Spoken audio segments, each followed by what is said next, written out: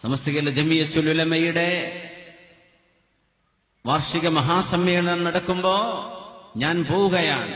സൈനുദ്ദീൻ മുസ്ലിയാർ, നിങ്ങൾ ഈ കസേരയിൽ വന്നിരിക്കണം എന്ന് ശംസുൽ ഉലമ പറഞ്ഞത് ആ മഹാനുഭാവന് ശേഷം ഈ പ്രസ്ഥാനത്തിന്റെ നേതൃത്വം മഹാനായ സൈനുൽ ഉലമ ചെറുശ്ശേരി സൈനുദ്ദീൻ മുസ്ലിയാരെ ഏൽപ്പിക്കുകയായിരുന്നുവെന്ന് പിന്നീടാണ് നമ്മൾ മനസ്സിലാക്കിയത്. ആ ഒരു മഹാസമ്മേളനത്തിന് ശേഷം മഹാനവറുകൾ മറ്റൊരു സമ്മേളനത്തിൽ അഭിസംബോധനം ചെയ്തിട്ടില്ല. മഹാൻ എഴുന്നേറ്റ് പോകുമ്പോ ആ സീറ്റിൽ ആരെങ്കിലും കയറിയിരിക്കാൻ മുമ്പൊരിക്കൽ വിളിച്ചിട്ടുമില്ല.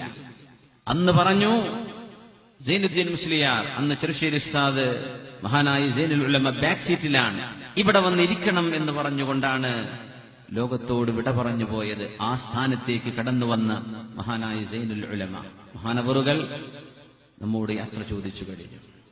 ശംസുൽ ഉലമക്ക് പിറകെ മഹാനായ സൈനുൽ ഉലമയും യാത്രയായി. ഇന്ന് മഹാനായ ശൈഖുൽ ജാമിഅ മഹാനായ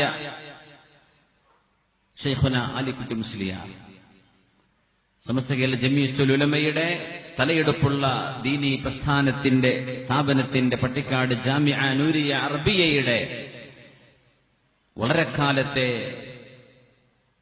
ആയിരക്കണക്കിന് വിദ്യാർത്ഥികളുടെ മുതഅല്ലിമീങ്ങളുടെ ഉസ്താദുമാരുടെ ഉസ്താദായി ഇന്നും സേവനം ചെയ്യുന്ന മഹാനായ ആലിക്കുട്ടി മുസ്ലിയാർ, അള്ളാഹു അവർക്ക് ദീർഘായുസ്സും ആഫിയത്തും നൽകട്ടെ. അവരുടെ അനുജനായിരുന്ന മഹാനായ മുഹമ്മദ് ഫൈസി തിരൂർക്കാട് അൽ മർഹൂം, അള്ളാഹു അദ്ദേഹത്തിന്റെ ഖബറിടം സർവ്വത്തോപ്പാക്കി കൊടുക്കട്ടെ. സമസ്തയുടെ റഈസ് മഹാനായ സയ്യിദും ആലിമുമായ ജഫരി മുത്തുക്കോയ തങ്ങൾ, അള്ളാഹു അവർക്കും ആഫിയത്തും സലാമത്തും നൽകട്ടെ. ഈ ഉമ്മത്തിനെ ശൈഥല്യത്തിൽ നിന്നും നന്മയുടെ തനതായ പന്ഥാവിലേക്ക് നയിക്കാൻ കഴിയുന്ന പണ്ഡിത സമൂഹം ബഹുമാനപ്പെട്ട സമസ്ത കേരള ജമിയത്തുൽ ഉലമയിലാണെന്ന് നമ്മൾ തിരിച്ചറിയണം.